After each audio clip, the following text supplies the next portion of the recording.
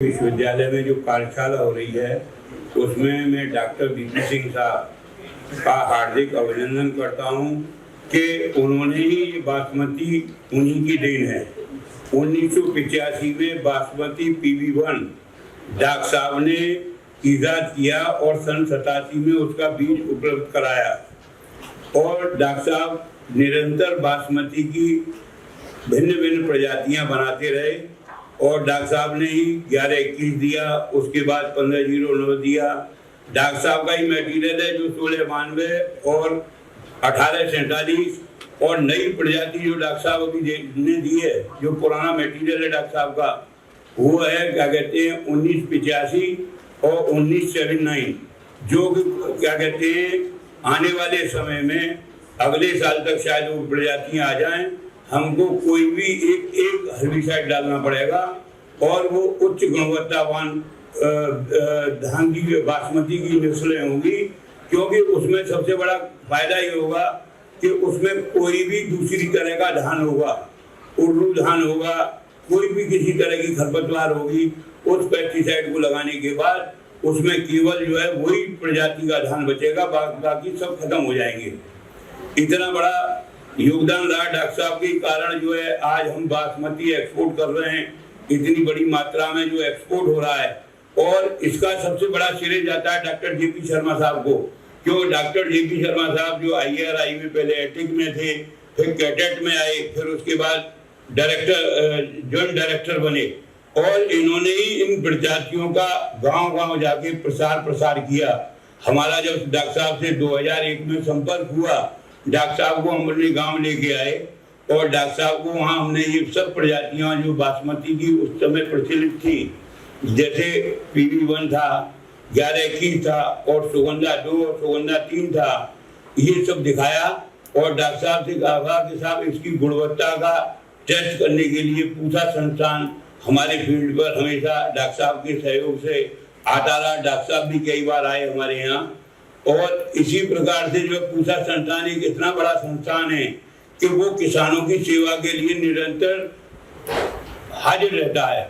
और पूसा संस्थान में जो पूसा मेला लगता है उसमें हम किसानों को कितने बढ़िया बढ़िया बीज, उन्नत बीज उपलब्ध होते हैं और सबको मिलता है। पर हमें अफसोस होता है कि हमारे उत्तर प्रदेश से बहुत कम मात्रा में किसान पहुँचते हैं, पंजाब हरियाणा उसमें पूरा लागू रहता है और हमारे यहाँ के बहुत कम मात्रा में किसान पहुँचते। मैं आप लोग सब लोगों से मैं इस मंच के माध्यम से आग्रह करना चाहूँगा, फरवरी मार्च में जब भी पूसा मेला लगे कहीं से बीज न लें, पूसा मेले में आए और वहाँ से जो है अपनी जरूरत मुतालिक बीज लेके जाएं।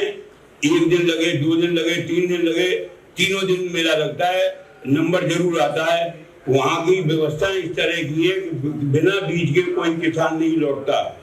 और मैं डॉक्टर साहब से अंत में एक आग्रह करना चाहूँगा, क्योंकि पूरे देश के बासमती के मालिक बैठे हुए हैं। सबसे बड़ी समस्या क्या होती है, तकनीक तो सब लोग बता देते हैं पर सबसे बड़ा पैसा मिलना चाहिए। डॉक्टर साहब ने कहा था आप गर्मी का धान मत करो, सरसों कट गई क्या करें हम, हमारी मटर कट गई, आलू कट गया क्या करें, दाम मिलने केवल धान में, वो भी बासमती में। डॉक्टर साहब ने इतनी बढ़िया वैरायटी दे दी है, 110 दिन से 130 दिन में पक जाती है।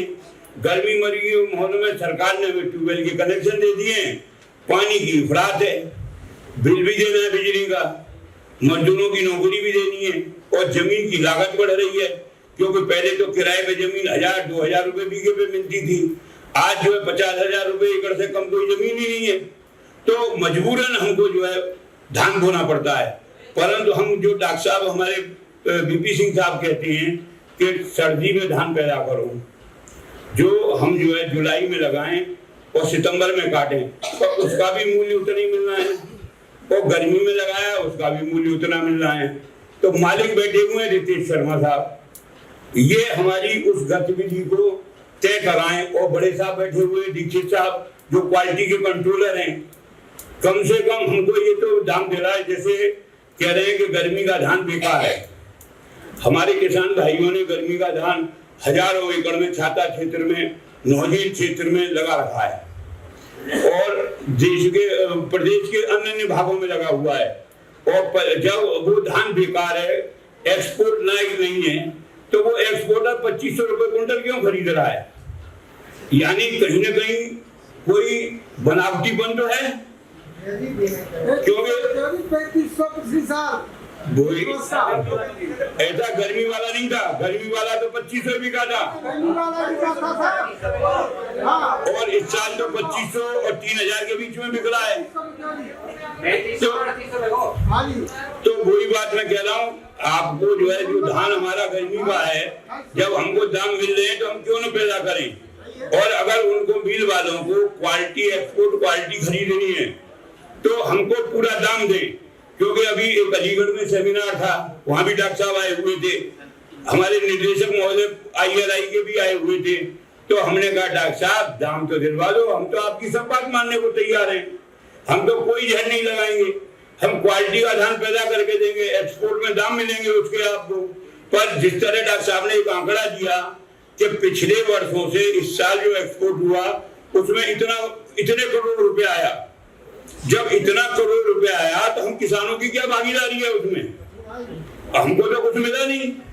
तो हम आपकी बात को मानने को 100% तैयार हैं, आपके जो विचार है, जो आपकी नीति है, उसको मानने को तैयार हैं, परंतु हमें तो उसका कुछ दिलवाइए, क्योंकि मालिक आप हैं, एक्सपोर्ट के सभी मालिक आप हैं।